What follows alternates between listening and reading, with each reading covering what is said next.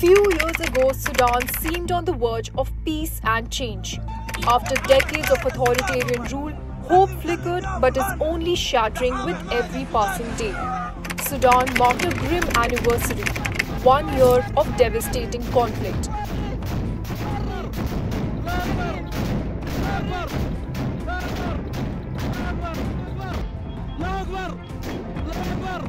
فترة طويلة بعدين نمت تحت السرير، يعني منتهين، أكل ما في، شراب ما في، استقرار ما في، الضرب من كل النواحي. So why is Sudan at war in the first place?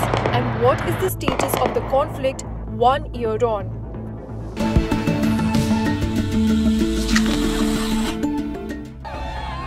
Sudan is seeing violence and fighting among groups amid an attempt to transition its polity from an autocracy. Well, after 30 years of authoritarian rule under Omar al-Bashir, the Sudanese people have had enough. They were critical of his rule on account of corruption, rising costs of living towards the late 2010s, and repression of social groups. Between the years 92 and 96, Sudan also played host to Osama bin Laden, who had heavily invested in the country's infrastructure at the time. The US then declared Sudan as a state sponsor of terrorism in 1993, and the United Nations imposed sanctions on it the next year. In 2019, there was a wave of protests leading to Bashir's ousting by military generals. After his regime was toppled in 2019, civilian groups and the military decided to share power, and an agreement to the effect was signed. Following the coup, the military coalition pledged to hold elections but shifted blame onto civilian groups for stirring instability through internal conflicts.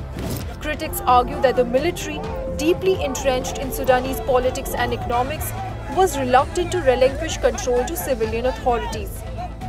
Abdullah Hamdok was appointed the prime minister until elections were held. However, a military coup under General Abdel Fattah al-Burhan and General Mohammed Hamdan Dagalo, head of the paramilitary Rapid Support Forces in 2021, derailed those efforts. In April 2023, tensions between Burhan and Dagalo surfaced publicly, primarily concerning the RSF's role in Sudan's affairs. The paramilitary RSF, originally established by former dictator Omar al-Bashir as a counter-insurgency unit, played a pivotal role in this coup. The RSF has long been accused of brutality, especially in Darfur. Sudan teeters on the brink of famine, with approximately 25 million people, half of its entire population, in dire need of assistance. Aid agencies warn the country on the edge of collapse, facing an unprecedented humanitarian crisis largely ignored by the world. Doctors Without Borders reported over 8.4 million people, including 2 million children under 5, that are displaced due to the conflict. Only 5% of the 2024 humanitarian response plan for Sudan has been funded. So nearly 18 million people face acute food insecurity, 14 million of them children. Over 70% of hospitals are non-functional, with infectious diseases rising. UN Secretary warns of potential crimes against humanity.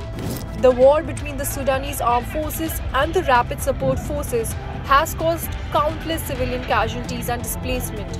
Sudan desperately needs global attention and action, but will the international community step up before it's too late?